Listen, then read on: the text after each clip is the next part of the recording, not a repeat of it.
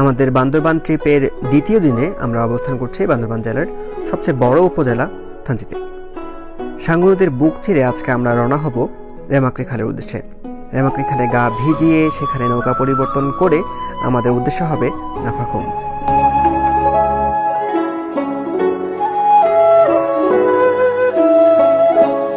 পাহাড়ি উঁচু নিচু পথ আর হেঁটে হেঁটে রেমাক্রি খাল পার হওয়ার পরে অবশেষে আমরা দেখতে পাবো বাংলাদেশের সবচেয়ে বড় জলপ্রপাত নাফাখুম।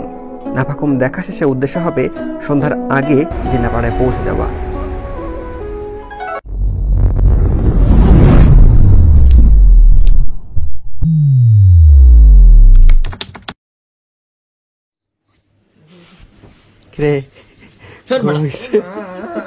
ঘুমাই নাই কেন ঘুমায় নাই? কেন ঘুমায় নাই?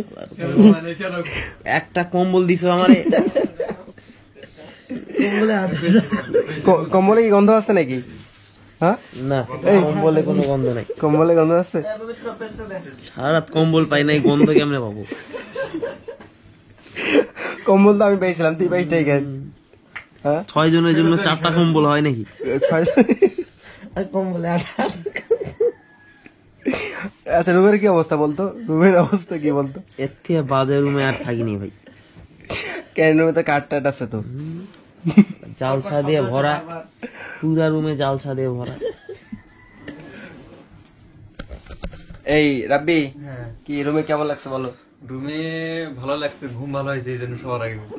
রুম তো দেখতে কেমন লাগতেছে? রুম চমৎকার রুম ছিল থানচিতে। এখানকার পরিবেশের মধ্যে এটা রুম ভালো আর কি, খারাপ না। হ্যাঁ বেটা, হালকার উপর ঝাপসা। তুমি কি আজকে ফিট আছো? হাঁটতে পারবা? ইনশাআল্লাহ ফিট আছি আমি। হাঁটতে পারবা? হাঁটতে পারবো। আচ্ছা ঠিক আছে।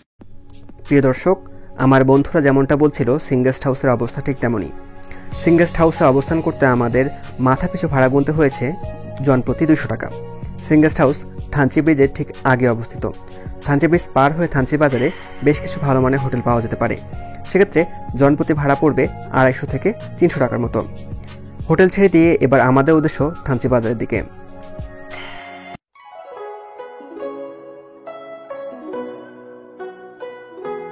আয়তনের দিক থেকে বান্দরবান জেলার সবচেয়ে বড় উপজেলা থানচি।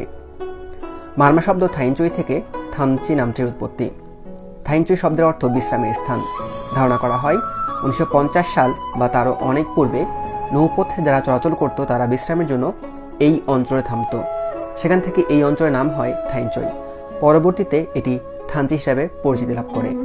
পুরো থানচি উপজেলা 4টি ইউনিয়ন নিয়ে গঠিত। ইউনিয়নগুলো হলো রেমাক্রি, তিন্দু, থানচি সদর এবং বলিপাড়া। আজকে আমরা সাঙ্গু নদী ধরে রওনা হব রেমাক্রির উদ্দেশ্যে। আমরা থানচি বাজারে খাওয়া করলাম। যেহেতু আজকে কোথায় ভারী খাবার পাবো সেটা আমরা জানি না, তাই সকালবেলাতেই অনেক ভারী খাবার খেয়ে নেওয়ার চেষ্টা করলাম। এখানে যে বিজেপি ক্যান্টিন আছে, বিজেপি ক্যান্টিনে খিচুড়ি পাওয়া যায়। খিচুড়ি মুরগি 50 টাকা করে পড়বে। আর এখন এই যে আমার পিছনে এটা হলো থানচি বাজার। আর এই যে এই বোটগুলোতে করে আমাদেরকে যেতে হবে। তো আমাদের গাইড আমাদের যে তথ্যগুলো আছে সেই তথ্যগুলো থানায় সে এন্ট্রি করতেছে। এরপরে আমরা লাইফ জ্যাকেট নেব। লাইফ জ্যাকেট এই বাজারেই পাওয়া যায়। তারপরে এরকম একটা নৌকাতে করে আমরা রওনা হব। আশা করি আজকে ওয়েদার ভালো, আকাশ মেঘলা আছে, কিন্তু যদি বৃষ্টি না হয় তাহলেই ভালো। আর রোদের চান্স নাই, রোদ হওয়ার মতো ওয়েদার নাই আজকে। বৃষ্টিটা না হলেই আশা করি ভালো একটা দিন কাটাতে পারবো। পর্যটকদের জন্য এখানে লাইফ জ্যাকেট নেওয়া বাধ্যতামূলক। একদিনের জন্য একটি লাইফ জ্যাকেটের ভাড়া গুনতে হবে 50 টাকা। তৃতীয় দিনের বেলায় ফিরে এসে আমাদের প্রতিজনের লাইফ জ্যাকেটের ভাড়া গুনতে হয়েছিল 150 টাকা। আমরা এখনই যাত্রা শুরু করব। আর যাত্রা শুরুর আগে আমাদের গাইডের সাথে পরিচয় করাই দিই। দাদা, আপনার নামটা বলেন। জর্জ ত্রিপুরা। দাদা, আচ্ছা দাদা, আজকে আমরা কই যাবো একটু বলেন তো। আমরা এই তো সিন্ধু, রেমাক্রি, নাফাখুম দিতে হয়ে আমরা জিন্নাপাড়ে থাকবো। সিন্ধু, রেমাক্রি, নাফাখুম হয়ে আজকে আমরা যাবো জিন্নাপাড়ে। জিন্নাপাড়ে রাত থাকবো। আচ্ছা, জিন্নাপাড়ায় কি ওই কারেন্টের ব্যবস্থা কিছু আছে? কারেন্ট নাই, সৌরবিদ্যুৎ আছে। সৌরবিদ্যুৎ আছে। মোবাইল টোবাইল চার্জ দেওয়া যাবে? অবশ্যই দেওয়া যাবে। আচ্ছা, আর এখান থেকে নৌকা পথে আমরা কতক্ষণ হাঁটবো? নৌকা 2 ঘন্টা যাওয়ার পরে আমরা নাফাখুম যাইতে আমাদের 2.5 ঘন্টা লাগবে। নাফাখুম যেতে 2.5 ঘন্টা লাগবে। আমরা হাঁটবো কতক্ষণ? হাঁটবো আমরা আজকে টোটাল 5 ঘন্টা মতো হাঁটা লাগবে। টোটাল 5 ঘন্টা হাঁটার পর নাফাকুম পাবো? নাফাকুম ডাইরেক্ট জিন্নাপাড়া। নাফাকুম থেকে জিনাপাড়া যাবো 5 ঘন্টা থেকে হেঁটে। যদি নৌকা ভিতরে যাই, নৌকা যদি ভিতরে যাই তাহলে আমাদের টোটাল 4 ঘন্টা হয়ে যাবে, সময় কমে যাবে। আর যদি নৌকা না যাই তাহলে আমরা রেমাক্রি থেকে যদি ডাইরেক্ট হাঁটতে হবে তাহলে আমাদের 5-5.5 ঘন্টা লাগবে। আচ্ছা,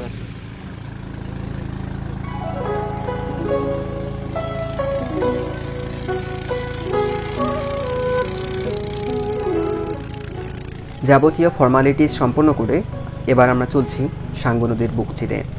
সাঙ্গু নদীর অপর নাম শঙ্খ নদী। আরাকান পাহাড়ে জন্ম নেয়া এই নদী উত্তর দিক দিয়ে থানচি, রোমা, বান্দরবান শহর, দোহাজারি হয়ে প্রায় 160 কিলো পাড়ি দিয়ে পতিত হয়েছে বঙ্গোপসাগরে। আমাদের দেশের সব নদী দক্ষিণ উত্তরে গিয়ে বঙ্গোপসাগরে পতিত হয়, কিন্তু সাঙ্গুই একমাত্র নদী যেটি বঙ্গোপসাগরে পতিত হয়েছে উত্তর দক্ষিণ দিক দিয়ে। পাহাড়ি নদী হওয়াতে এই নদী কিছুটা ঝুঁকিপূর্ণ বটে, কারণ যে কোনো মুহূর্তে হতে পারে হরকাবান। প্রবল বর্ষায় এই নদী হয়ে ওঠে খরস্রোতা। আর চলতি পথে পাথর সাঙ্গু নদীকে এনে দিয়েছে নতুন মাত্রা। সাঙ্গু নদীতে চলতে গেলে চোখে পড়বে পাহাড়, নদী আর নীল আকাশের এক অদ্ভুত মিতালি।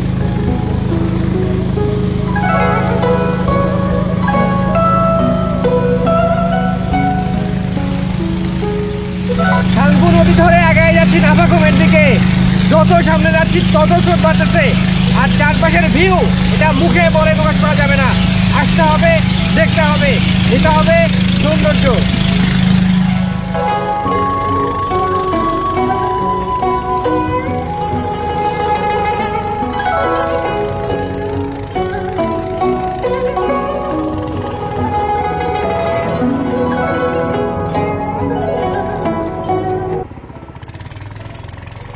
সাঙ্গু নদীর বুক চিরে আমরা পার হচ্ছি বড় পাথর এলাকা।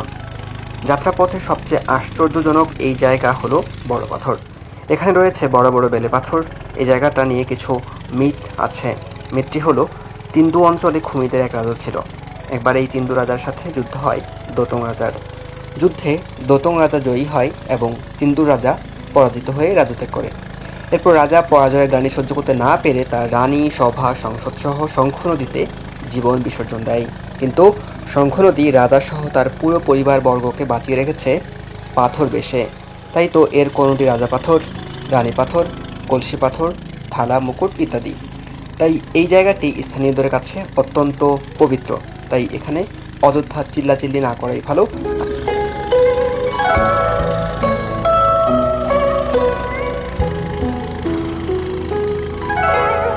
আমরা থানচি বাজারের যে নদীর পাড়টা, সেই নদীর পাড় থেকে আমরা প্রায় 2 থেকে আড়াই ঘন্টা বোটিং করে আসছি।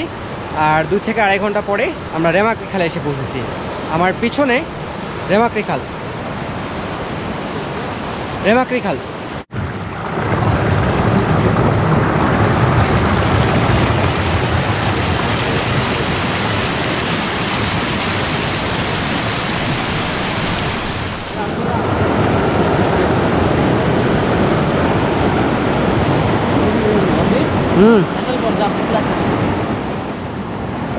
দাদা খুব পিছলা নাকি?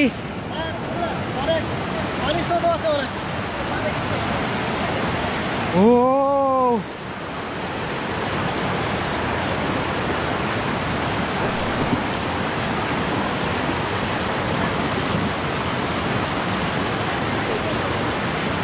অনেক পিছলা না? বান্দরবান জেলার রোমা উপজেলার শুনছং পাড়ার নিকটবর্তী তুবং ঝর্ণা থেকে রেমাক্রি উৎপত্তি। দীর্ঘপথ পাড়ি দিয়ে একটি বাজার নিকটে সে রেমাক্রি পতিত হয়েছে সাঙ্গু নদীতে। মজার ব্যাপার হলো এই বাজারের নাম রেমাক্রি বাজার। রেমাক্রি এবং সাঙ্গুর এই মিলিত স্থানের নামই হলো তিন্দু ইউনিয়ন।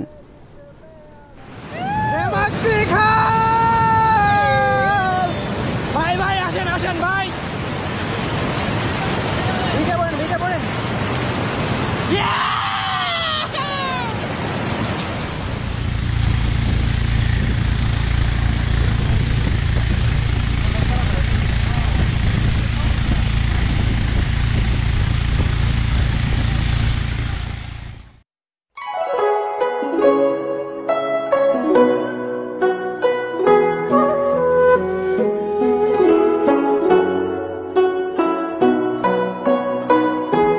আমরা রেমাক্রি খাল পার হয়ে নাফাকুমের দিকে যাচ্ছিলাম বোটে করে, কিন্তু স্রোত আর না থাকাতে আমাদেরকে নেমে যেতে হয়েছে। আর এখন আমরা হাঁটা শুরু করছি। সাধারণত যদি বৃষ্টি না থাকে বা যদি স্রোত খুব বেশি না থাকে, রেমাক্রি খালেই নেমে যেতে হবে, ওইখান থেকে হেঁটে আসতে হবে। আমরা যেহেতু স্রোতের সুবিধা একটা পাইছি, তাই কিছুটা রাস্তা আমরা বোটে করে আসতে পারছি।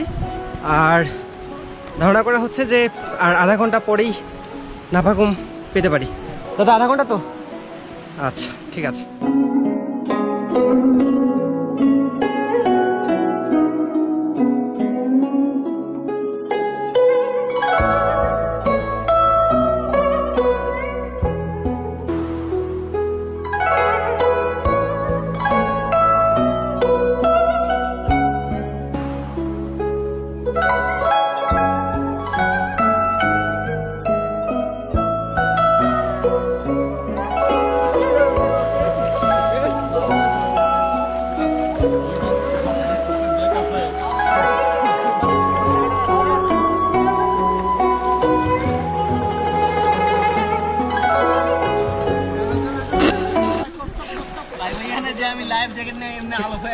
কোথায়?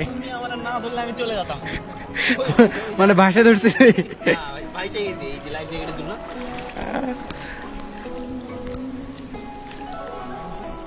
এসে এই যে এই জায়গাটা পার হইতে হয়। আর এই জায়গাটা এই দেখছেন যে আমাদের গাড়ি কীভাবে পার হচ্ছে, এভাবে পার হইতে হয়। আর এইভাবে পার হইতেই এখানে অনেক মানুষের মৃত্যু হয়েছে, তাই এক্ষেত্রে সতর্ক থাকবেন, গাইডের হেল্প নেবেন। আমরা গাইডের হেল্প নিয়ে লাইফ জ্যাকেট পরে আসছি।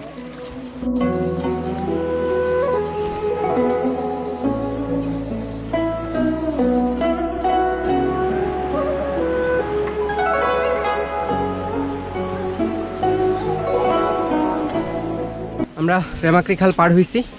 রেমাক্রি খাল পার হয়ে প্রায় 20 মিনিট হাঁটছি।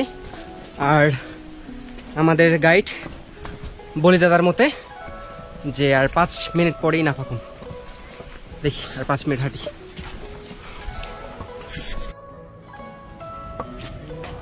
নাফাকুমের গর্জন শুনতে শুনতে অবশেষে নাফাকুমে দেখা পাইলাম। আর নাফাকুম কোথায়? নাফাকুম আমার ঠিক পিছনে। নাফাকুম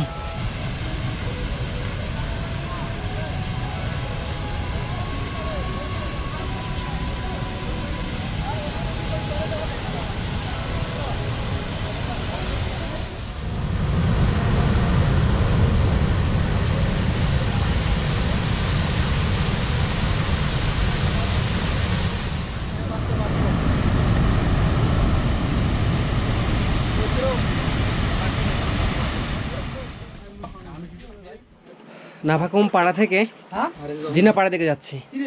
আর এই ক্ষেত্রে আরো একটা খাল পার হওয়ার ব্যাপার আছে। এই যে পিছনে এইখানটা পার হয়ে যেতে হবে।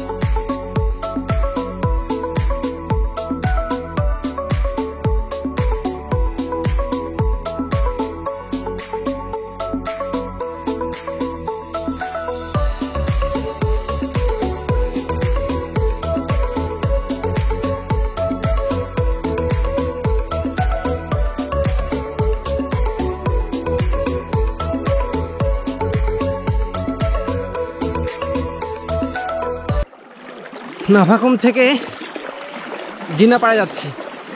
আর আমাকে যেখানে দেখতে পাচ্ছেন যে রেমাক্রি খাল পার হচ্ছে, এরকম প্রায় 4 থেকে 5 বার রেমাক্রি খাল পার হইতে হয়েছে। আর পাহাড়ে উঠা নামা, বেশ গহীন জঙ্গল পথ ধরে আসতে হয়েছে। এটা 5 নাম্বার যে পার হচ্ছে 5 নাম্বার খাল, বা রেমাকড়ি খালটাই 5 বারের মতো পার হইলাম। জিন্নাপাড়া হয়তো কাছেই, আর হয়তো ঘন্টাখানে লাগতে পারে। তো প্রায় বিকাল হয়ে আসতেছে। আমরা 1:30টার সময় যাত্রা শুরু করছিলাম নাভাকুম থেকে, এখন প্রায় 4:30 পার হয়ে গেছে। দেখা যাক আর কতক্ষণ পর জিন্নাপাড়া পাই।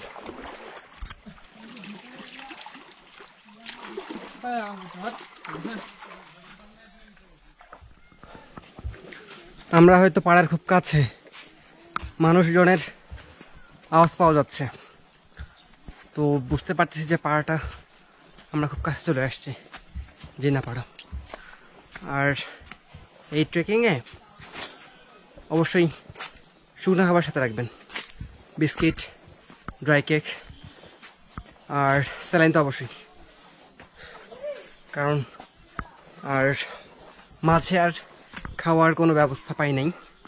সো সকালে একটু ভারী খাবার খাওয়ার ট্রাই করবেন। আর মনে হয় জিন্নাপাড়ায় আমি চলে আসছি, এই যে আমার পিছনটা, এটাই সম্ভবত জিন্নাপাড়া। গাইড মনে হয় এখানে কথা বসলো, আমি বসি। আমরা যখন জিন্নাপাড়ায় পৌঁছাই তখন প্রায় সন্ধ্যা। খাওয়া শেষ করে আমাদের উদ্দেশ্য চায়ের দোকান, টং দোকানের আড্ডা। আর সেই চাঁদনি রাতের জ্যোৎস্নায় আমরা যে জিন্নাপাড়া দেখেছিলাম তা মনে থাকবে অনেক দিন।